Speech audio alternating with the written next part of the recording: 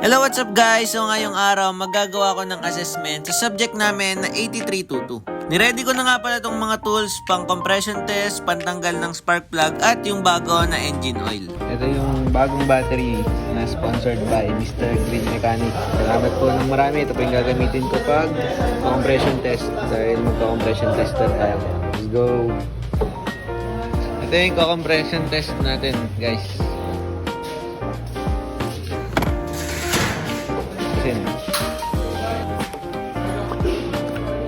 Spark plug.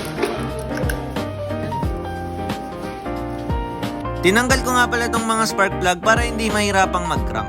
Shoutout ulit kay Mr. Green Mechanic. Salamat po sa napaka-solid na battery. Bagong-bago yan. Kay Mr. Green Mechanic. Salamat po. Para mapakrank natin, ire-recta muna natin. So, yung body ground dito. Then, negative dito sa battery. Tapos, dito sa ST ng starter motor. Tsaka, yung positive ng starter motor sa positive para mag-crank. So, ang muna natin gagawin ay dry test gamit yung compression tester. Hindi ko napansin na sira pala itong starter nitong makina, kaya lipat tayo sa kabila. Ito na lang. JMR, Peram, JMR. Testing kung nag-crank. Okay. Okay na. Itong compression tester, saksak lang natin bawat piston. Dry test muna to.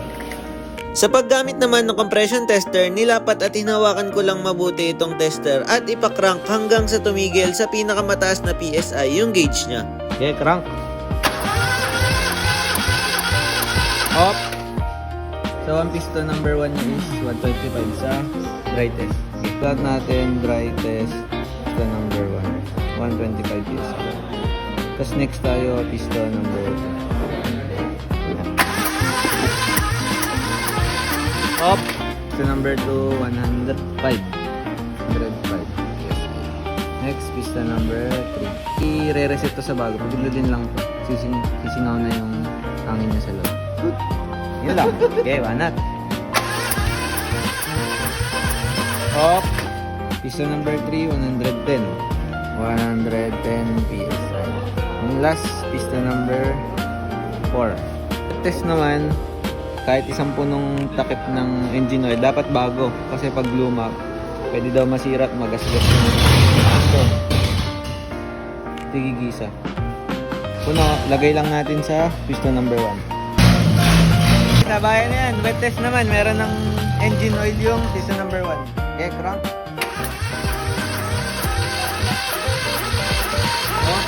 Yan, kita nyo, tumaas nung nag-wet test. So, 125, 135. Plug natin, wet test on number 1, 135 PSI. Next, piston number 2. Okay. Inulit ko lang hanggang piston number 4 para mapabilis tayo. Ganun lang mag-compression testing. At yun lang ulit for this video. Abangan nyo ang mga next contents natin. Salamat ulit sa panonood. God bless us all.